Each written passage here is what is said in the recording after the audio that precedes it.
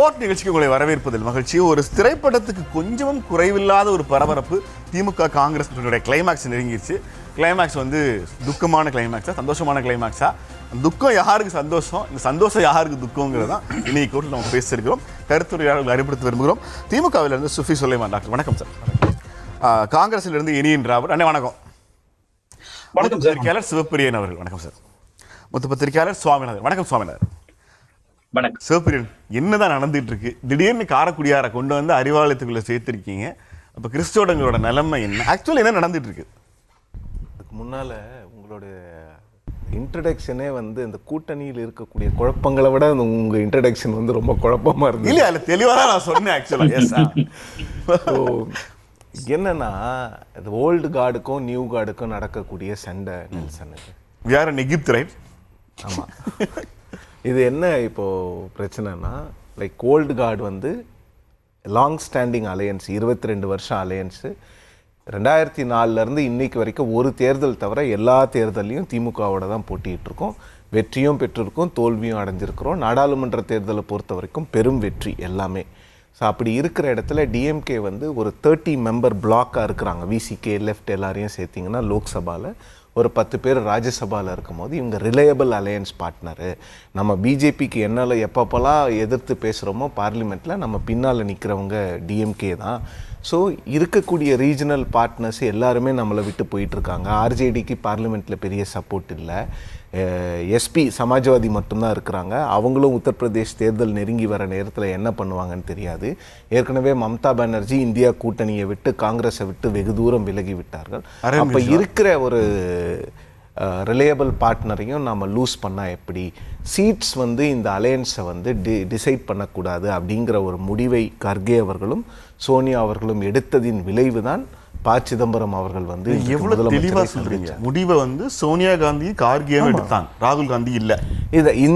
இந்த முடிவை பொறுத்த வரைக்கும் இன்னைக்கு சிதம்பரம் போனது வந்து அது வந்து கர்கே மற்றும் சோனியா அவர்களுடைய முடிவாக தான் நான் பார்க்குறேன். ஏன்னா இது வந்து நீங்கள் இதை காங்கிரஸில் நடக்கின்ற ஒரு ஃபேக்ஷனல் இதுதான்.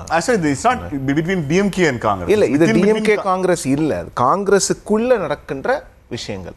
கடந்த தேர்தலையே வந்து 25 சீட்டு காங்கிரஸுக்கு வாங்கினது ராகுல் காந்தி அவர்களுக்கு பிடிக்கல. அதிகமாக வாங்கியிருக்கணும். 2016 அந்த 41 சீட்ஸை நீங்கள் டிமாண்ட் பண்ணியிருக்கணும்.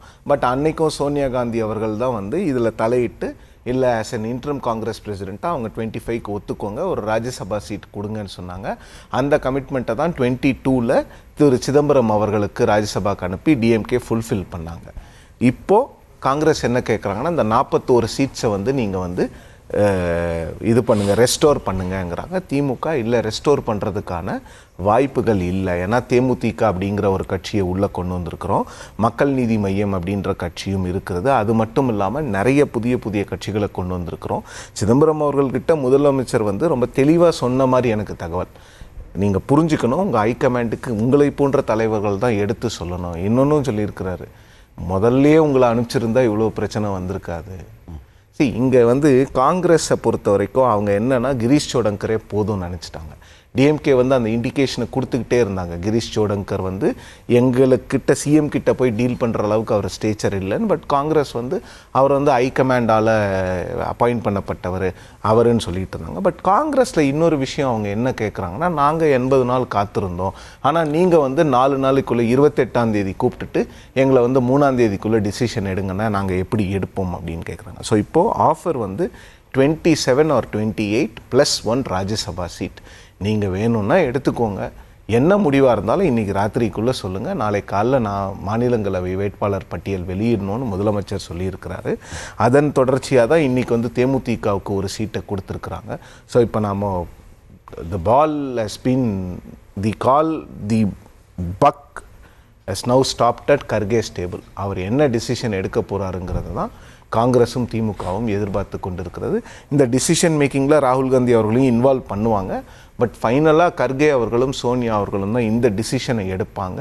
இன்னொன்று பார்த்தீங்கன்னா, இந்த ஃப்ளோர் மேனேஜ்மெண்ட்டை பற்றி ரொம்ப காங்கிரஸ் யோசிக்கிறாங்க. காங்கிரஸில் இருக்கக்கூடிய அந்த ஓல்டு கார்டு வந்து இல்லை, பார்லிமெண்ட்டை பொறுத்த வரைக்கும் ஃப்ளோர் மேனேஜ்மெண்ட் வந்து ரொம்ப முக்கியம். இன்னொன்று பார்த்தீங்கன்னா 2024 தேர்தலில் இந்தியா கூட்டணிக்கு ஆப்போசிஷன் பிளாக்குக்கு நிறைய பெனிஃபிட்ஸ் கிடைச்சிது. அந்த விஷயங்கள் எல்லாம் கொஞ்சம் கொஞ்சமாக நீர்த்து போயிட்டுருக்குது. பாஜக வந்து அதன் பிறகு ஒரு தேர்தலில் கூட பெருமளவு தோல்வி அடையலை. ஜம்மு அண்ட் காஷ்மீரில் மட்டும்தான் இவங்க வந்திருக்கிறாரு, ஃபரூக் அப்துல்லாவுடைய மகன். அதன் பிறகு ஜார்க்கண்டில் ஹேமந்த் சோரன் வந்திருக்கிறாரு. மற்ற எல்லா மாநிலங்கள்லேயுமே வந்து பாஜக அதனுடைய கூட்டணி கட்சிகள் தான் ஜெயிச்சிருக்கிறார்கள். நீங்கள் வந்து ஹரியானா போன்ற மாநிலங்களை எடுத்துக்கொண்டால் காங்கிரஸ் ஜெயிக்க வேண்டிய இடத்துல பாஜக வந்து 3வது முறையாக வந்திருக்கிறது. அப்போ நாம் வந்து இருக்கிற அலையன்ஸ், ரிலேபிள் அலையன்ஸ் பார்ட்னர்ஸை நம்ம விட்டுடக்கூடாது. இன்னொன்று, இந்த Tamil Nadu Congress committee MLAs, MPs பெரும்பான்மையானவர்கள் வந்து திமுகவோட போகணும். இந்த டைமில் நம்ம திமுகவை விட்டு போகக்கூடாது. அவங்க சொல்கிற ரீசன் என்னன்னு பார்த்தீங்கன்னா, இது வரைக்கும் நாம் திமுகவை எதிர்த்து ஒரு வார்த்தை கூட கட்சியாக நாம் பேசலை. இப்போ திடீர்னு அலையன்ஸை விட்டு வெளியில் போயிட்டு அவங்கள எதிர்த்து பேசணுன்னா எப்படி மக்கள் நம்மளை நம்புவார்கள் அப்படிங்கிறது. பட் இது வந்து டிசிஷன் இன்னும் எடுக்கலை காங்கிரஸ். அவங்க என்ன டிசிஷன் எடுக்க போகிறாங்க அப்படிங்கிறத பொறுத்திருந்து பார்க்கணும். பட் அவங்க சிதம்பரத்தை அனுப்பி கிரீஷ் சோடங்கரை அனுப்பாமல் அதிலேருந்து அவங்க இறங்கி வந்து சிதம்பரம் போன்ற ஒரு சீனியர் லீடரை அனுப்பிச்சு திரு ஸ்டாலின் அவர்கள்கிட்ட பேசினதே வந்து இந்த அலையன்ஸ் வேணுங்கிற எண்ணத்தில் தான் அவங்க பேசியிருக்கிறாங்க. ஸோ இந்த ஆஃபர் பட் இவங்க கேட்ட டிமாண்டுக்கும் டிஎம்கே கொடுத்த ஆஃபருக்கும் இருக்கக்கூடிய கேப் மேட்ச் ஆகலை. ஸோ அது ஒரு ப்ராப்ளம் அப்படின்னு காங்கிரஸில் சொல்கிறாங்க. பட் ஃபைனல் டெசிஷன் இன்னைக்கு நைட்டுக்குள்ளே அவங்க எடுத்து. நீங்கள் சொன்ன அந்த ஒரு முக்கியமான பாயிண்ட், ஆக்சுவலி பார்லிமெண்ட் ஃப்ளோரில் காங்கிரஸுக்கு பாஜகவை எதிர்கொள்வதற்கு, தேசிய ஜனநாயக கூட்டணியை எதிர்கொள்வதற்கு ஆக்சுவலி சமாஜ்வாதிக்கு 34 எம்பிஸ் இருந்தாலுமே கூட ஐடியாலஜிக்கல் ஃப்ரண்ட்டாக திமுகவும் தமிழ்நாட்டு எம்பிக்களும் காங்கிரஸ் பக்கம் நிற்கிற மாதிரியான ஒரு நேஷனல் பெர்செப்ஷனை மற்ற மாநிலங்களில் இருக்கிற ஆட்களால் கொடுக்க முடியலைங்கிறதான உண்மை. ஆமாம், நிச்சயமாக. திமுகவை பொறுத்த வரைக்கும் அவங்க வந்து 2019-17 இந்த கூட்டணியை கட்டமைச்சு முதல் தேர்தலேருந்து இன்னைக்கு வரைக்கும் இந்த கூட்டணி வெற்றி பெற்று கொண்டே இருக்கிறது. உங்களுக்கு ஒட்டுமொத்தமாக இந்தியாவில் எந்த மாநிலத்தும் இல்லாத அளவுக்கு 2019 இங்கே கிட்டத்தட்ட ஒரு ஆன்டி மோடி வேவ் இருந்தது. அதனால தான் வந்து ஒரு சீட்டு மட்டும்தான் அதிமுக ஜெயிக்க முடிஞ்சது. 2024 அதிமுக பாஜக 2 அணிகளாக பிரிந்து கிடந்தபோது 40 out of 40 2004க்கு பிறகு ஒரு பெரிய என்ன சொல்கிறது ஒரு பெரிய ஸ்வீப்பு. ஸோ அப்போ வந்து தமிழ்நாடு வந்து காங்கிரஸில் இருக்கக்கூடியவர்களே ஹைகமாண்டுக்கு சொல்கிறது என்னன்னா, தமிழ்நாடு வந்து ஒரு ஆன்டி பிஜேபி ஸ்டேட் எலக்டோரலாக என்ன தான் பிஜேபி அலையன்ஸ் 18% எடுத்திருந்தாலும் அவங்களால ஒரு சீட்டு கூட ஜெயிக்க முடியல. So it is primarily it's an anti BJP state. So ஒரு ஆன்டி பிஜேபி ஸ்டேட்டில் நாம் வந்து யார் பிரைமரி ஆன்டி பிஜேபி ஸ்டாண்ட் எடுக்கிறாங்களோ அவங்களோட தான் நாம் நிற்கணும். நாம் வந்து வேறு இடத்துல போகக்கூடாது. இன்னொன்று, காங்கிரஸில் இருக்கக்கூடிய சீனியர் லீடர்ஸ்க்கு இருக்கக்கூடிய ஒரு சிக்கல் என்னன்னு பார்த்தீங்கன்னா, அவங்க என்ன சொல்கிறாங்கன்னா, இங்கே தமிழ்நாட்டை பொறுத்த வரைக்கும் ஓகே, டிஎம்கே வர்சஸ் ஏடிஎம்கேன்னு அந்த ஃபைட்டு போயிடும். பட் நீங்கள் நேஷ்னல் லெவலில் போனீங்கன்னா அந்த ஃபைட் எப்படி ஆகும்? அந்த ஃபைட் வந்து பிஜேபி வர்சஸ் காங்கிரஸ் தான். அப்போ நீங்கள் ஆன்டி பிஜேபியாக இங்கே இருக்கக்கூடிய திமுகவோட போவீங்களா, இல்லை பிஜேபி எதிர்ப்பை பேசாத தாவேக்காவோட போவீங்களா அப்படிங்கிறது தான் கேள்வி. பட் தாவேக்கா அப்படிங்கிறது வந்து இது வரைக்கும் பார்கெனிங் சிப்பாக தான் கிரீஷ் சோடங்கர் யூஸ் பண்ணிக்கிட்டு இருந்தார். பட் நேற்றுலேருந்து அவர் பிக்சரில் இல்லை. இன்றைக்கெலாம் ஃபோன் எடுக்கலைன்னு வேற கேள்வி. ஸோ கிரீஷ் சோடங்கர் அவர்களை சைட்லைன் பண்ணி சிதம்பரம் அவர்களை அனுப்பிச்சது ஒரு பாசிட்டிவ் சிக்னல் தான். பட் டிஎம்கே கொடுத்த அந்த கவுண்டர் ஆஃபர் வந்து காங்கிரஸுக்கு அக்செப்டபுளா இல்லை அந்த ஆஃபர் அவங்க ரிஜெக்ட் பண்ண போகிறாங்களாங்கிறத பார்க்கணும். சுவாமிநாதன், இந்த இன்னைக்கு சூழ்நிலையை வந்து இங்கே சிவப்பிரியை நமக்கு விளக்குனாரு. இதில் ராகுல் பாயிண்ட்லேருந்து யோசித்து பார்க்குற போது, எப்போ நம்ம 63 இருந்தோம் 41க்கு வந்தோம், சரி ஸ்டாலின் முதலமைச்சர் ஆகணுங்கிறதுக்காக 25 குறைச்சிக்கிட்டோம், இப்போ ஆட்சிக்கு வந்துட்டாங்க, செகண்ட் டேர்ம் போகிறாங்கங்கும் போது 25 பழைய 41 கொடுங்கன்னு ராகுல் பாயிண்ட்லேருந்து கேட்கறது சரிதானே? அதுக்கு ஏன் சோனியாவும் கார்கேவும் சிதம்பரத்தை அனுப்பி திரும்ப ராகுலோட லீடர்ஷிப் குவாலிட்டியவே கேள்விக்குள்ளாக்குறாங்களே? இல்ல, ரொம்ப முக்கியமான ஒரு இடம் சார். 61 சீட்டு அவங்க வாங்கிய போது ஜெயித்தது 5 இடங்கள். 41 இடங்கள் அவர்கள் வாங்கிய போது ஜெயித்த இடங்கள் வெறும் 8 இடங்கள். அதே ஒரு 25 இடங்கள் வாங்குறப்ப அது ஒரு வெற்றியா பதிவாகுது. 18 இடங்கள் ஜெயிக்கிறாங்க. சோ இந்த இடம் தான் காங்கிரஸ் கட்சிக்கு ஒரு கூடுதல் இடம் தேவையா அல்லது கூடுதல் வெற்றி தேவையா என்பதை சோனியா காந்தி போன்றவர்கள் பரிசீலனை பண்றாங்க. ஒன்று. இன்னொன்று, ராகுல் காந்தி அவர்கள் கிரவுண்ட்ல கட்சியை வளர்க்கணும்ல. முதல்ல நீங்க மாநில அளவுல தமிழ்நாட்டுல அதிகமான அளவுல போராட்டம் நேற்று வரை திமுகவுடைய நிழல் போலதான் இருந்தது காங்கிரஸ் கட்சி.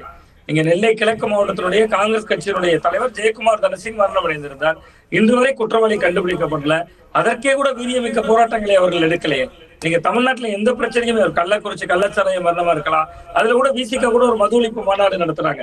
நீங்க எந்த விதமான அரசியல் முன்னெடுப்புகளையும் கடந்த 4.5 ஆண்டுகள் செய்யாம இருந்துட்டு ஒரு மோடி எதிர்ப்பு, பாஜக எதிர்ப்பு என்கிற புள்ளிகள் இந்த அணி கட்டமைக்கப்பட்டிருக்கிறது. சோ அப்ப இங்க இருந்து நீங்க நகர்ந்து ஒரு தாவேக்கா பக்கம் போனீங்கன்னா அதனுடைய நம்பகத்தன்மையில ஒரு கேள்விக்குறி எழும். இப்ப நேற்று வரை நீங்க திமுகவை எதிர்க்காமலே இருந்துட்டு கடைசி காலகட்டத்துல நீங்க வந்து கூட்டணி பேச்சு, கூடுதல் சீட்டு கிடைக்கல, அதுக்காக தான் காங்கிரஸ் வெளியே வந்தது என்று சொல்வது காங்கிரஸ் மீதான நம்பகத்தன்மை மீது கேள்வி எழும். சோ இதெல்லாம் அவர்கள் பரிசீலித்திருக்கிறாங்க. பட் ராகுல் காந்தியினுடைய எண்ணம் சரி, கூடுதல் சீட்டு வேணும், உள்ளாட்சி அமைப்புகள்ல பிரதிநிதித்துவம் வேணும். ஆனா நீங்க 4.5 ஆண்டுகள் அதுக்கு கிரவுண்ட் ஒர்க் பண்ணிருக்கணும்ல. நீங்க ஒரு பையன் ஆண்டு முழுவதும் நல்லா படிச்சுட்டு தேர்வு எழுதுறதுக்கும் கடைசி நேரத்துல நம்ம பக்கத்துல இருக்கிற பார்த்து தேர்வு எழுதிடுவேன், பாஸ் ஆயிடுவேன் அப்படின்னு சொல்றதுக்கு வித்தியாசம் இருக்குல்ல. நீங்க மோடி எதிர்ப்பு, பாஜக எதிர்ப்பு என்பதில் உறுதியாக இருக்கு காங்கிரஸ், அதுல சந்தேகம் இல்ல. பட் தமிழ்நாட்டுல இருக்கணும். நீங்க தமிழ்நாட்டுல காங்கிரஸ் கட்சி தமிழகத்தில் வலுவாக இருக்கக்கூடிய மாவட்டம் கன்னியாகுமரி. தமிழகம் முழுவதும் 71 இடங்கள்ல மாவட்ட தலைவர் போட முடிந்தது. கன்னியாகுமரி மாவட்டத்துல மட்டும் இன்னும் மாவட்ட தலைவர்களே எவ்வளவு நியமிக்க முடியலையே. ஏற்கனவே இருந்தவர்கள் தொடர்கிறார்கள்.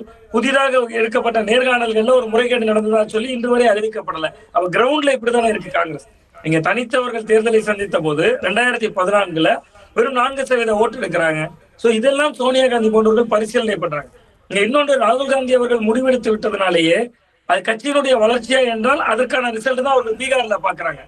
தொடர்ச்சியா ராஷ்டிரிய ஜனதா தளத்தோடு பல முரண்கள், 8 தொகுதிகள் அவர்கள் அறிவித்த வேட்பாளர்களுக்கு மாற்றாகவே அவர்கள் அறிவிச்சாங்க. ரிசல்ட் என்னவாக இருந்துச்சு?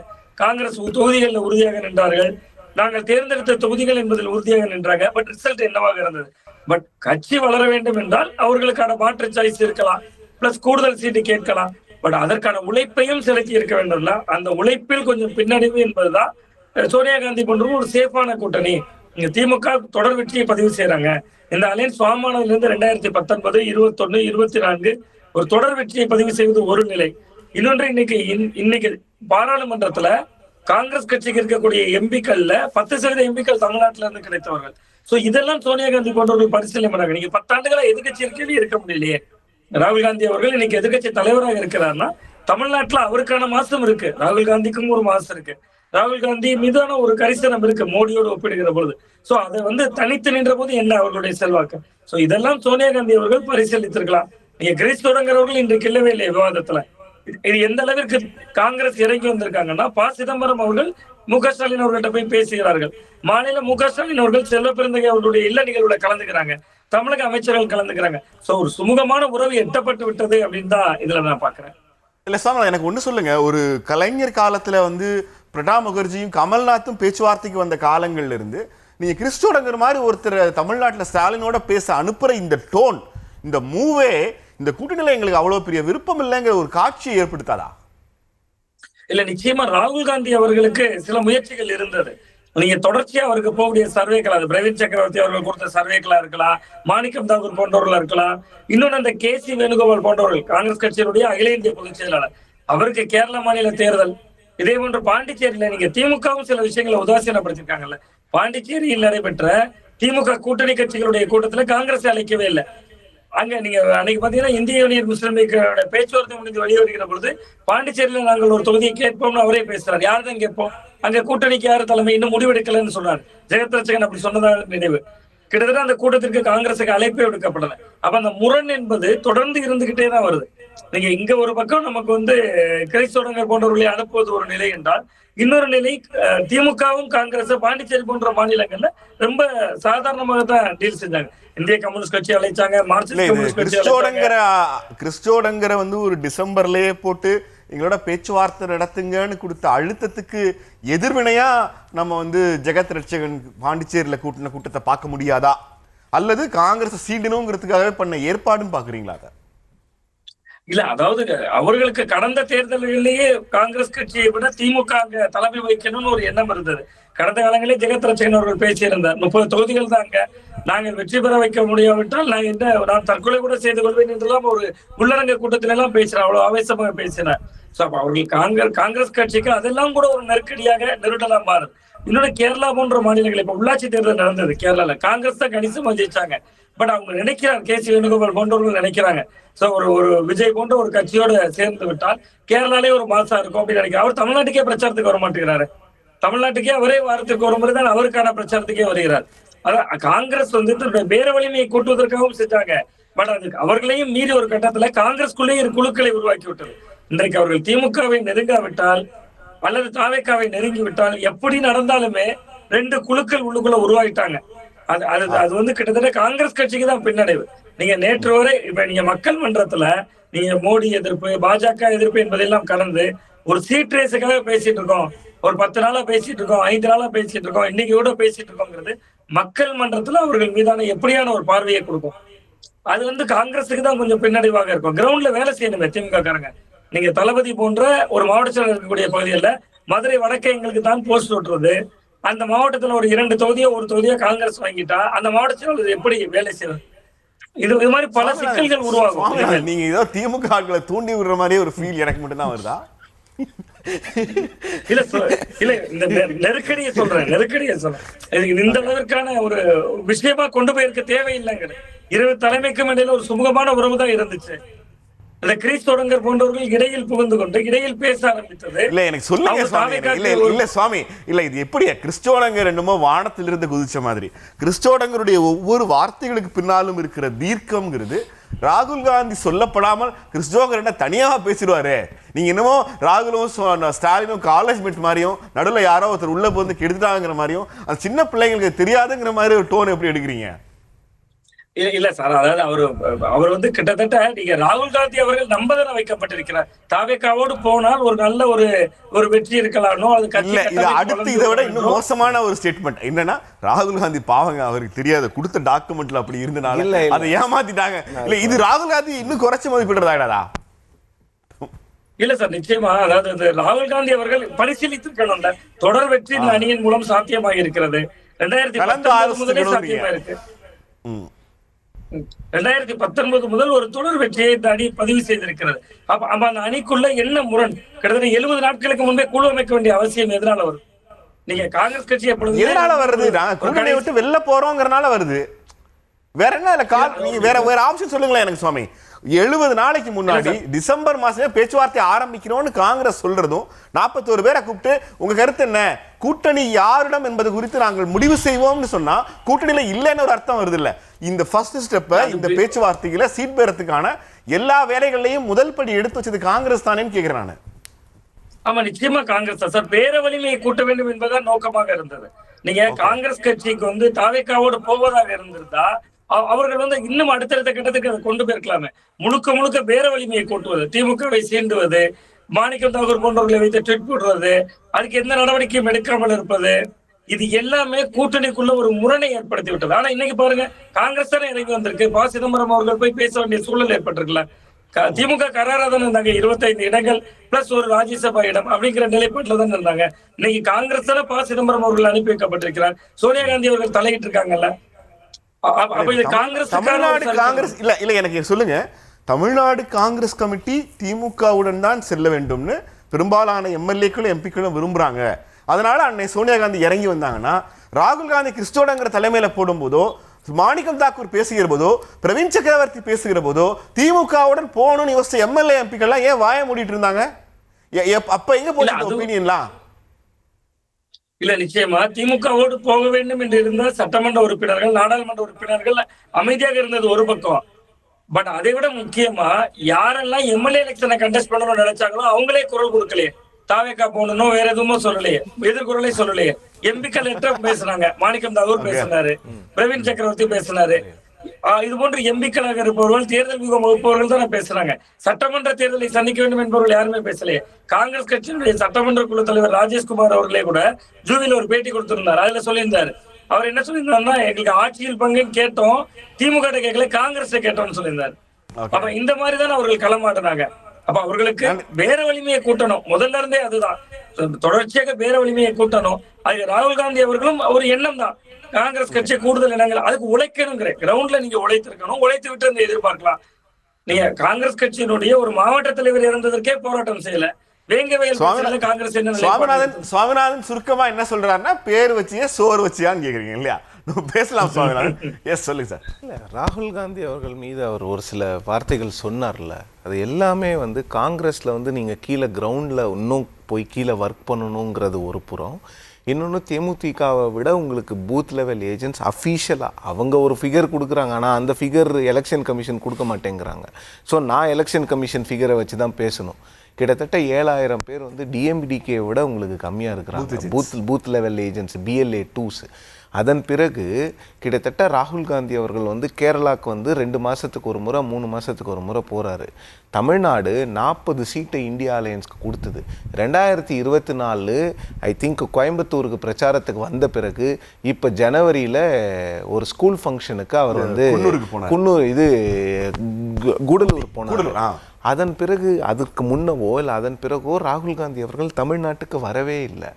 அப்போ வந்து காங்கிரஸ் என்ன விதமான காங்கிரஸ் கட்சியிலிருந்து எத்தனை தலைவர்கள் தமிழ்நாட்டுக்கு வந்தாங்க? மாறா எடுத்துக்கவங்க, பிஜேபி 0. எத்தனை முறை பிரதமர் வந்திருக்கிறார், எத்தனை முறை அமித்ஷா வந்திருக்கிறாரு. அப்போ இந்த மக்கள் ஏற்றுக்கொள்ளவே இல்லைனாலும் அந்த மக்களை போய் எங்கேஜ் பண்ணிக்கிட்டே இருக்காங்கல்ல, வாங்க நம்ம பழகுவோம்னு பாஜக சொல்லிக்கிட்டே இருக்குதுல்ல. ஆனால் காங்கிரஸ் என்ன பண்ணுறாங்க, ஓ நீங்கள் தான் ஓட்டு போட்டிங்களே, நான் அடுத்த எலெக்ஷனுக்கு வருவேன். இப்போ இதுதான் பிரச்சனை. இப்போ ராகுல் காந்தி வந்து திமுக அலையன்ஸுக்கு ஓட்டு கேட்க வந்தாருன்னா பிரச்சனை இல்லை, ஏன்னா ஒரே அலையன்ஸு. நீங்கள் திருப்பி தாவேக்காவுக்கு போயிட்டீங்கன்னா அந்த கேள்வி சுவாமிநாதன் கேட்ட கேள்வி ரொம்ப வெளிப்படையாக வரும். அப்போ தேர்தலுக்கு மட்டும்தான் நீங்கள் தமிழ்நாட்டுக்கு வருவீங்களா, ஓட்டு கேட்க மட்டும்தான் நீங்கள் தமிழ்நாட்டுக்கு வருவீங்களாங்கிற கேள்வி வரும். ஏன்னா எனக்கு தெரிஞ்சு மல்லிகார்ஜுன கர்கேவோ இல்லை யாருமே வந்து காங்கிரஸ் கட்சியினுடைய ஒரு வளர்க்கறதுக்கு ஒரு பொதுக்கூட்டம் இந்த 2 வருஷத்தில் போட்ட மாதிரி எனக்கு ஞாபகம் இல்லை. டாக்டர், இது என்னதான் நினைச்சிட்டு இருக்கீங்க உங்க மனசுல? ஒரு பெரிய கட்சி, பாரம்பரியமான பேர் இயக்கம், அந்த இயக்கத்தை இப்படி அலைக்கழிக்கிறதும், உங்களுடைய நம்பகமான பார்ட்னரை இப்படி சிறுமைப்படுத்துகிற வேலையெல்லாம் ஏன் செய்கிறீங்க? உங்களை நம்பி தானே அவங்க வந்தாங்க.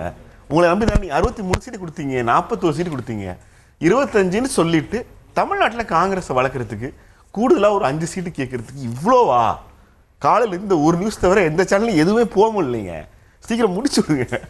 இல்லை, இதில் நீங்கள் கேட்ட 2 விஷயம், அவங்கள வந்து அலைக்கழிக்கவும் இல்லை யாரும், கஷ்டப்படுத்தவும் இல்லை யாரும். அது ரெண்டுமே தவறுன்னு நினைக்கிறேன் நான். ஏன்னா நீங்கள் சொன்ன 2மே தவறு நினைக்கிறேன். அந்த மாதிரி எதுவுமே செய்யவில்லை.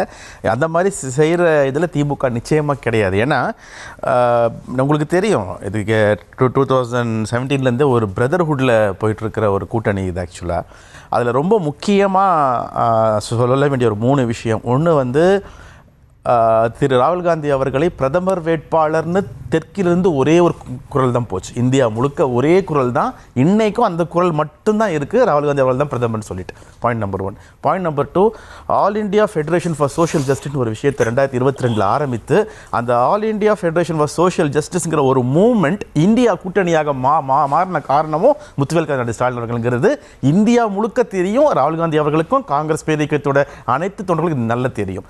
Point number 3, you can never ever win the hearts of தமிழ்நாடுன்னு ராகுல் காந்தி வேறு யாரையுமே சொன்னதில்லை, கேரளாவை கூட சொன்னதில்லை, தமிழ்நாட்டை மட்டும்தான் சொன்னார். அதனால் இந்த 3 பாயிண்ட் மட்டுமே போதும். இங்கே முறிவும் இல்லை, செறிவும் இல்லை, எந்த விஷயமான விஷயமும் இதுவரை இல்லை. இது எல்லாமே ஒரு தேர்தல்னு வரும்போது அந்த பொலிட்டிக்கல் கிளைமேட் சேஞ்ச் ஆகும்போது ஒரு சில விஷயங்கள் ஆட்டோமேட்டிக்காக நடக்கும். அதனுடைய இதுதான் நம்ம எனக்கு இந்த தேர்தல் சீட்டு கூட அது ஒரு வகையில் 2 கட்சிகள் வெற்றி பெற போற கூட்டணிங்கிறனால 2 கட்சிகள் முரசிக்கிறாங்கன்னு சொல்லலாம். ட்விட்டர்ல பிரதர்ங்கிற வார்த்தையை எடுக்கிறதுங்கிறது கூட அதுக்குள்ளதான் வருதா? இல்ல Nelson, I don't see that as a very big criteria for naming. I feel that it is very significant. இல்ல சிக்னிஃபிகன்ஸ் வந்து எதுல வரணும்னா, இன்கேஸ் விஷயம் வரலன்னு வச்சுக்கோங்களேன், இல்லைனா விஷயம் வந்து ரொம்ப டிலேடாவோ பிலேட்டட் விஷயஸாக வருதுனாக்க நீங்கள் சொல்கிற சிக்னிஃபிகன்ஸ் வரும். இது அப்படி கிடையாது. அந்த ஒரு விஷயத்தை மட்டும் வச்சுட்டு டிபேட் ஆரம்பிக்கிற போது சிவப்பிரியன் சுலைமான்னு சொல்லலாம், ஆனால் அவங்களை அண்ணன்னு சொல்றதுங்கிறது ஒரு பேனல். இப்போ இந்த பேனல் நாளைக்கு ஒரு நாள் வந்து சொல்லுங்க மிஸ்டர் சிவப்பிரியன்னு கேட்டா எங்க 2 பேருக்குள்ள இருக்க உறவுல ஏதோ ஒரு சின்ன நெருடல் இருக்கு நான் நம்புறேன்ல, மக்கள் பார்ப்பாங்கல்ல. இல்லை இப்போ என்னன்னா, சொல்லுங்க மிஸ்டர் சிவப்பிரியன் நீங்க சொல்றதும் அண்ணன்னு சொல்றதும் டிபெண்ட்ஸ் ஆன் தட் சிச்சுவேஷன். அது இருக்கு இல்லையா? நம்ம ஒரு 3 பேர் பரஸ்பரமாக இருக்கும்போது ஓகே. அதை நான் என்னுடைய பர்சனல் இது என்னென்ன ஸ்டேட்மெண்ட் என்னன்னா, I don't think that's a very significant issue. அது ரொம்ப இதாக நான் எடுக்கிறதுக்கான இதாகிட்டேன். ராகுல் காந்தி கிட்ட பிரதர் மிஸ்ஸிங் ஆனது கூட பிரச்சனை இல்லை, முதலமைச்சரோட ரிப்ளைலையும் பிரதர் இல்லையே. அதுதான் இதை ஏன் வந்து அதாவது சொல்றேன் இல்லையா, சில சிரிக்காம ஸ்மைல் பண்ணாம சொல்லுங்க டாக்டர். நம்பர் மாதிரி சொல்றீங்க, நான் நம்புறேன். இல்ல, இது என்னோட ஜெஸ்டர். இது ஆக்சுவலா நான் வேற எதுவும் சார்காஸ்டிக்கா ஒன்றும் பண்ணல. இது ஜெஸ்டர். இதை வந்து நீங்க இதை பெருசாக்குனதும் இதை ஊதி இல்லை. நான் கேட்க வந்த கேள்வி, பிரதர்னு போட முடியாத அளவுக்கு ராகுலினுடைய மனம் மாற்றப்பட்டிருக்கிறதா, அல்லது திமுக காங்கிரஸ் கூட்டணியினுடைய அந்த ஆழம் வந்து கொஞ்சம் விலகி இருக்கா அப்படிங்கிற புள்ளி? நிச்சயமா இல்லை நெல்சன் சார். ஒரு சின்ன இது மட்டும் சொல்கிறேன். 2024 தேர்தலில் என்ன வந்து ஸ்ரீவைகுண்டம்ன்ற ஊரில் வந்து தேர்தல் பார்வையாளராக என்ன திமுகவில் போட்டிருந்தாங்க. ஸ்ரீவைகுண்டத்தோட இப்போ இருக்க கரண்ட் எம்எல்ஏ காங்கிரஸ் கட்சியோட எம்எல்ஏ. ஆனால் நாங்கள் அந்த எந்த விஷயமே பார்க்கல. இருக்கிற பூத் லெவல் கமிட்டிலேருந்து பூத் லெவல் ஏஜென்ட்லேருந்து இன்னமும் திமுகவில் கூட்டணி கட்சிகளும் சேர்ந்து தான் உழைக்கணுங்கிற விஷயத்தில் இருக்கும். இப்போ நான் அந்த தொகுதியிலேருந்து என்னை மாற்றப்பட்ட நான் வந்து திருச்செந்தூர்ல என்ன மாற்றப்பட்டாலும் அந்த தொகுதிக்குள்ள விஷயம் எனக்கு இப்பவும் எனக்கு தெரியும். Everything is intact in DMK. உதாரணமா சொல்ல போனா, நாளைக்கே எலெக்ஷன் ஃபேஸ் பண்றதுக்கான கம்ப்ளீட் செட்டப் இஸ் ரெடி.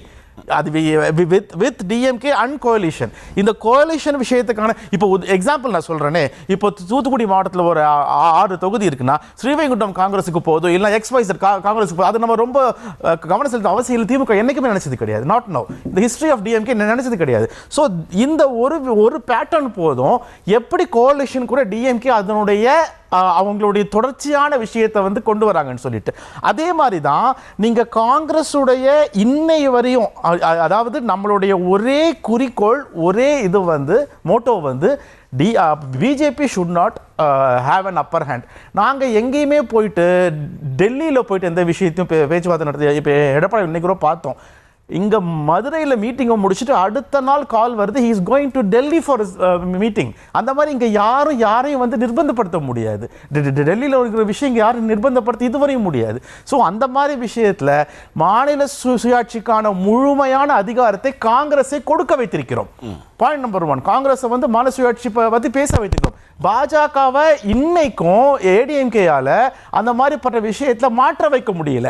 இதுதான் டிஎம்கேயுடைய ஸ்டேட்டுடைய ஆட்டோனமி நாங்கள் வச்சுக்கிற பாலிடிக்ஸ். ஸோ அந்த விஷயத்தில் இப்போ நீங்கள் இந்த சீட் ஷேரிங் விஷயமாகட்டும், இந்த கோலிஷனுடைய இந்த கன்ஃபியூஷன் ஆகட்டும், இப்போ சிவபிரேனும் அவங்களுடைய இதை சொன்னாங்க, நம்ம சுவாமிநாதன் சார் அவருடைய இதை ஸ்டேட்மெண்ட் சொன்னாங்க. All these things, all the speculations are there all around for last 2 weeks வைங்களேன், 2 வீக்ஸ் 3 வீக்ஸ் இருக்குன்னு வைங்களேன். இப்போ அதுக்குண்டான விஷயத்தை இன்னைக்கு சிஎம் மிக தெளிவாக முன்னாள் அமைச்சர் ப. சிதம்பரம் அவர்கள் போயிருக்கிறாரு, பேசியிருக்கிறாங்க. எனக்கு தெரிஞ்சு இந்த டே ஆர் 2 மேக்ஸிமம் நாளைக்கே கூட அதுக்கு முழுமையான விஷயம் வெளியே வரப்போகிறது. பட் ஒன்று தான், பாஜகவை நேரெதிராக எதிர்க்கக்கூடிய மாநில கட்சிகளில் முதன்மையான கட்சி திமுக. அந்த முதன்மையான கட்சியை வந்து எந்த வகையிலும் காங்கிரஸ் விட்டு கொடுக்கவோ தள்ளி வைக்கவோ வாய்ப்பு இல்லை என்பது என்னுடைய கருத்து. ஆன் த ஹோல் திங், நம்மளுடைய இப்போது இருக்கிற ஒரே மோட்டோ, பிஜேபி வந்து இங்க அந்த டெல்லியுடைய தர்பார் இங்க வரதுக்கான வாய்ப்பு இருக்கக்கூடாது, அவங்களுடைய வரக்கூடாது. நான் ஒரே ஒரு இஃப் அண்ட் பட் போட்டு ஒரு சிச்சுவேஷன், ஒருவேளை இன்னைக்கு சாயந்தரம் கெடு முடியறதுக்குள்ள, நீங்க விதிக்காத அந்த கெடு முடியறதுக்குள்ள காங்கிரஸ் இந்த தொகுதியை இருக்கல, நான் கூட்டணியிலிருந்து விலகிறோன்னு சொல்லியிருந்தா அறிவாலயம் வாசலில் நீங்க பட்டாசு வெடிச்சிருப்பீங்களா மாட்டீங்களா? நிச்சயமா இல்லை. பட்டாசு வெடிக்கிறதுக்கான வாய்ப்புகள் நிச்சயமா கிடையாது. அதை என்னால் நிச்சயமா சொல்ல முடியும். ஏன்னா காங்கிரஸ் வந்து விலகி போறதுனால திமுக அதை கொண்டாடும் மனநிலை கண்டிப்பா இல்லை. அது நான் மட்டும் இல்லை, கடைக்கோடி தொண்டவரை தோத்துப்பாங்க. அந்த மனநிலையில் இங்கே யாருமே இல்லை. காங்கிரஸை அரவணைக்க தான் பார்த்துட்டு இருக்குமே தவிர அந்த மாதிரி ஒரு விஷயத்தை திமுக என்னைக்குமே இல்லை. இனியன் ராபர்ட் சார் வணக்கம். முதல்ல காங்கிரஸ்ல இருந்து இந்த நிகழ்வில் பங்கெடுத்தமைக்கு நன்றி. நீங்க காங்கிரஸ்ல எந்த பிரிவில் இருக்கீங்கன்னு சொன்னீங்கன்னா நான் கேள்வி கேட்கறதுக்கு கொஞ்சம் ஈஸியா இருக்கும். இல்ல சார், அப்படி 2 பிரிவுகள்லாம் இல்ல. கட்சிக்குள்ள ஒரு சில பேருக்கு சில அதிருப்திகள் இருக்கு. அது கூட்டணின்னு வந்தாலே பொதுவா 2 கட்சிகளுக்குள்ள எல்லாம் இருக்கும். அதை மையப்படுத்தி கட்சிகளுக்குள்ள ஒரு 2 குழுக்கள் அல்லது 2 பிரிவுகள் அப்படின்னு சொல்ல வேண்டாம் நினைக்கிறேன். நான் பேசுறது எக்கோ வருது ஆக்சுவலி. நான் சரி பண்ண சொல்றேன். இந்த சிச்சுவேஷன் யாரால வந்தது, எப்படி போயிட்டு இருக்கு, எப்படி போகும் நீங்க கணிக்கிறீங்க? இல்ல சார், ஆக்சுவலி சிவபிரியன் சார் பேச ஆரம்பிக்கும் பொழுது அவர் என்ன சொன்னாருன்னா வந்து சீனியர் காட்ஸுக்கும் யங் காட்ஸுக்குமான ஒரு போட்டின்னு சொன்னார். அதை நான் வந்து முழுமையா நிராகரிக்கிறேன். ஏன்னா வந்து திரு சசிகாந்த் செந்திலோ, எங்க அக்கா ஜோதிமணியோ, அல்லது எங்க அக்கா சுதாவோ, இல்ல கன்னியாகுமரி MP விஜய் வசந்தோ, இவங்க எல்லாருமே யங் காட்ஸ் தான். இவங்க யாருமே வந்து திமுக கூட போக கூடாதுன்னு சொல்லல. So it is not conflict between senior and young guards. ஒண்ணு. ரெண்டாவது, இப்ப என்ன பிரச்சனைனா, காங்கிரஸ்குள்ள சிலருக்கு சீட்டுகள் அதிகமா வேணும் அப்படின்னு கேக்குறாங்க. அது எல்லா கட்சிக்கும் கேட்கறதுக்கு உரிமை இருக்கு. அதன் குறித்து தான் ஒரு காலதாமதம் ஆகுது. இதுதான் நடக்கிற பிரச்சனை. சோ இது ஒரு நெகோசியேஷன் மூலமாக இந்த பிரச்சனையை சால்வ் பண்ணிக்க முடியும். ஆனா நான் எங்க முரண்படுறேன்னா, நீங்க சொன்ன அந்த சீனியர் காட்ஸ் ஜூனியர் காட்ஸ்ல வந்து காங்கிரஸ் எம்பிக்கள் வந்து ஸ்மால் காட்ஸ், சிவபிரியன் சொன்னது பிக் காட்ஸ். பிக் காட்ஸ்ங்கிறது வந்து லீடர் ஹார்ட்ஸ் அப்படின்னு வச்சுக்கலாம். அந்த நீங்க கிறிஸ்டோடங்கிற தலைமையில 3 மாசத்துக்கு முன்னாடி குழு போட்டீங்களே, அந்த குழுவோட நோக்கம் பத்தி பேசும்போது வருகிற பேரவை தேர்தலில் எந்த கட்சியோடு கூட்டணி என்பது குறித்து கட்சி நிர்வாகிகளிடம் கேட்டறிகிறோம்னு சொன்னா அதனுடைய பொருள் என்ன? அதோட ஒரே பொருள் என்னன்னா, இந்த கூட்டணி வேணுமா வேணாமாங்கிற ஒரு அர்த்தம் வருது இல்ல? சொல்லுங்க. கேட்கல எனக்கு. இந்த கூட்டணி தொடர்மா வேண்டாமான்னு நாங்க நிர்வாகிகளிடம் கருத்து கேட்க போறோம்னு சொன்னாலே, தொடர்கிற இந்த 17 ஆண்டு கால கூட்டணிக்கு மேல உங்களுக்கு ஒரு அவநம்பிக்கை வந்துருச்சுன்னு அர்த்தமாகுது இல்லையான்னு கேக்குறேன். இல்லையே சார், அந்த மாதிரி எந்த கூட்டத்தையும் இதற்கு காங்கிரஸ் கூட்டல. போன மாசம் டெல்லியில தலைவர் ராகுல் காந்தி தலைமையில கூட்டத்தை கூட்டினாங்க. முன்னணி தலைவர்கள் எல்லாம் போயிருந்தாங்க. அது எதற்காகனா, நம்ம எத்தனை தொகுதிகள் கேட்கணும் என்பதற்கு தானே தவிர யார் கூட கூட்டணிக்கு போறதுக்காக கிடையாது. அதுக்கு முன்னாடியும் போட்ட ஐவர் குழு எதுக்குன்னா, தாவேக்கா சார்ந்து வந்த இந்த வதந்திகளை நிறுத்துவதற்காக உருவாக்கப்பட்ட இந்த ஐவர் குழு அது. ஆனா திமுக பேச்சுக்கு ரெடியா இல்ல, எங்களுக்கு அது தெரியும். ஏன்னா எல்லா வருஷமும் எல்லா எலெக்ஷன்ஸ்லயுமே பிப்ரவரி 15க்கு மேலதான் பேச்சுவார்த்தை ஆரம்பிப்பாங்க. அதுதான் பேட்டர்ன், அது எங்களுக்கு தெரியும். ஆனா இப்போ எங்களுக்கு எங்க பிரச்சனை வருதுன்னா, நாங்க தாவேக்காவை காமிச்சு பேரம் பேசுறோம்னு சொல்றாங்களே, அததான் ஏத்துக்க முடியல. அது ஒரு நெகோசியேட்டிங் ஃபேக்டராவே இல்ல. கிறிஸ்டோடங்கர் யாரு? எங்களுக்கு தாவேக்கா பத்தி பேசினாரு, தாவேக்கா எங்களை மதிக்குதுன்னு சொன்னாரு.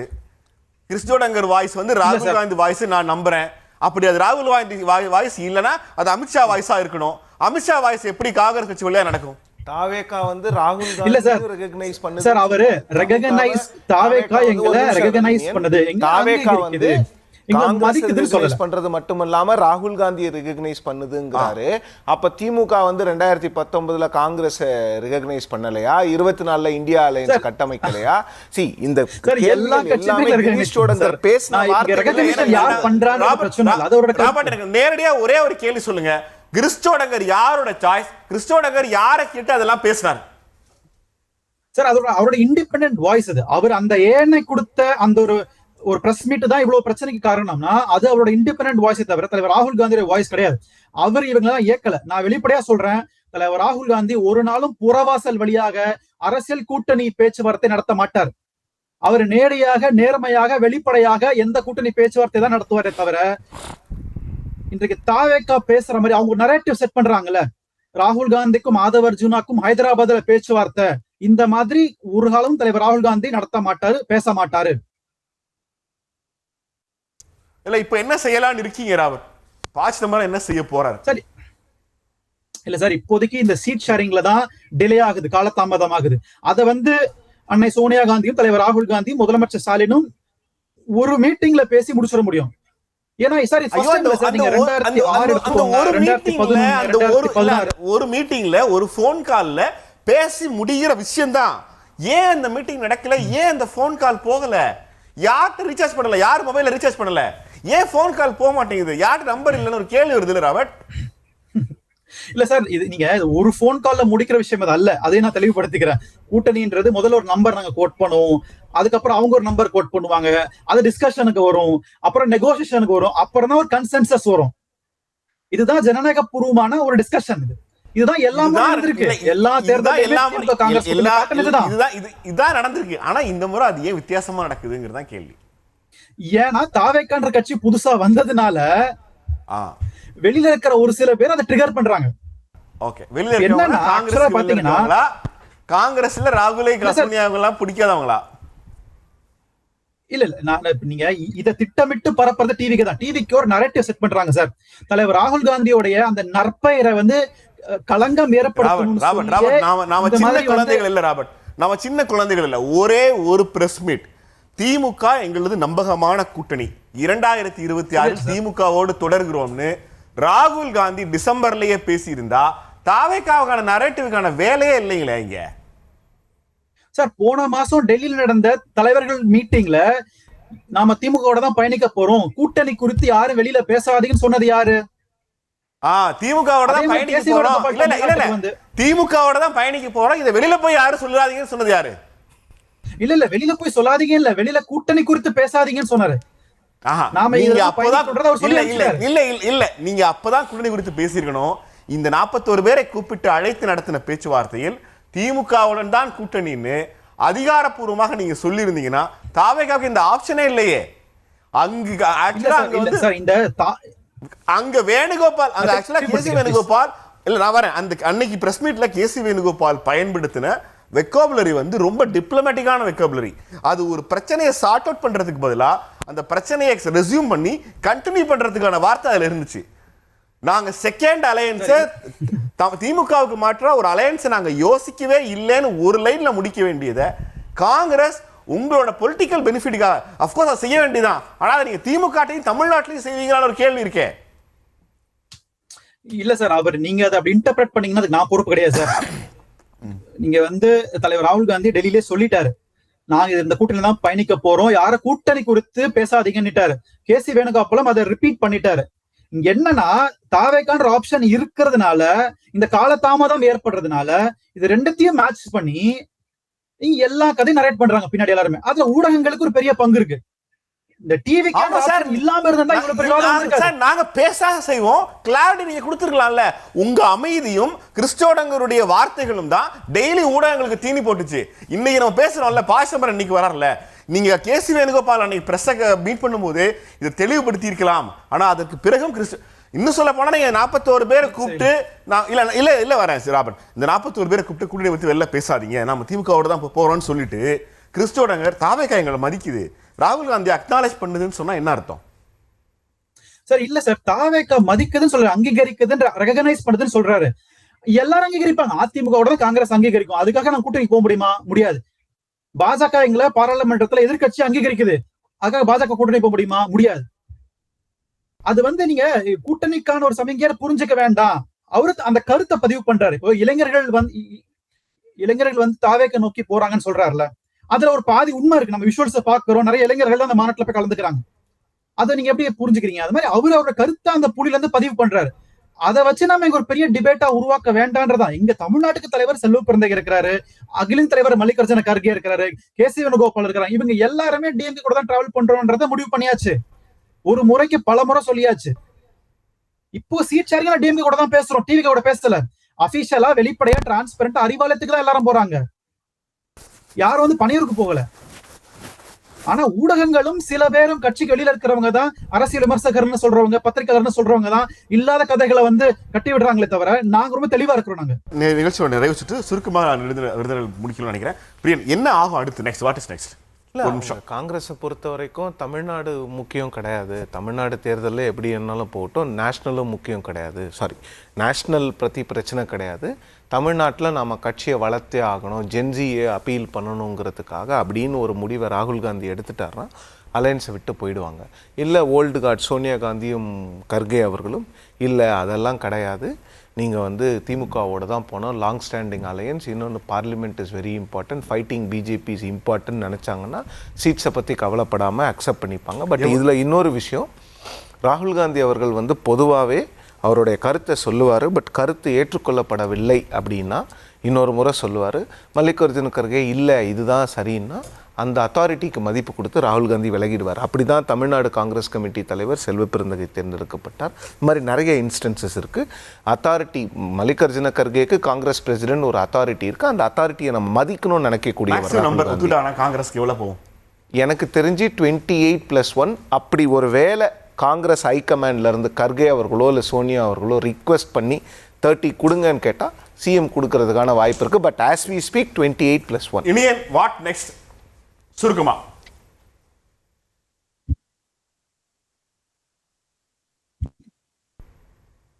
ராபர்ட் இருக்கீங்களா? ராபர்ட் லைன்ல இருக்கீங்களா?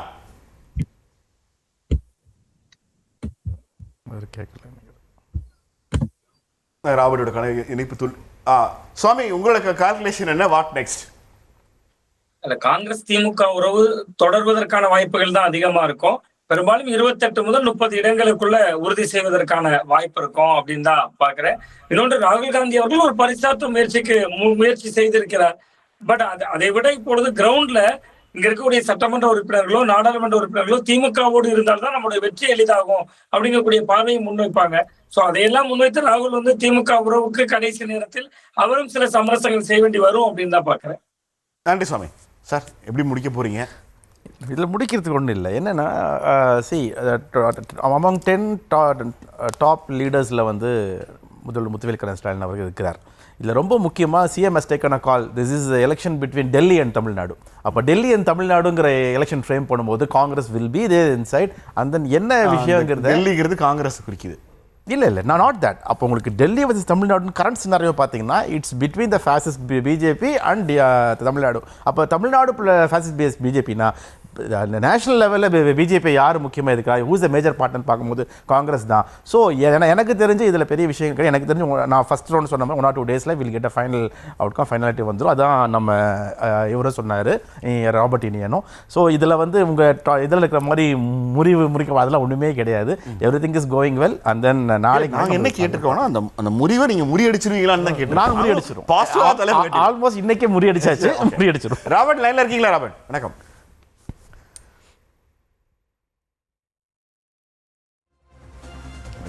ராபர்ட் லைன் கொஸ்டின் கேட்கல. ராபர்ட் லைன்ல இருக்கீங்களா? ராபர்ட் லைன்ல இருக்கீங்களா? இருக்கேன் சார் கேக்குதுங்களா? என்ன எப்படி போகும்? வாட் நெக்ஸ்ட் இருக்குமா சொல்லுங்க, முடிச்சுக்கலாம். சொல்லுங்க சார். நாங்க திமுக கூட பயணிக்க தான் நாங்க விருப்பப்படுறோம். அதுல எந்த மாற்று கருத்தும் இல்ல. அது வந்து முதலமைச்சர் அவர்களும் ராகுல் பேசி முடிச்சுக்கணும். இது வந்து மற்ற ஆப்ஷன்ஸ் நான் கன்சிடர் பண்ணவே இல்லை. என்னோட இறுதி கருத்து. நன்றி ராபர்ட். நிகழ்ச்சியில் நம்மோடு பங்கெடுத்த 4 இந்த கோர்ட் தன் மனமார்ந்த நன்றியை தெரிவித்துக் கொள்கிறது. முதலமைச்சரும் சோனியா காந்தியும் என்ன முடிவெடுக்கிறாங்கன்னு பார்ப்போம். நாளை சந்திக்கலாம். நன்றி, வணக்கம்.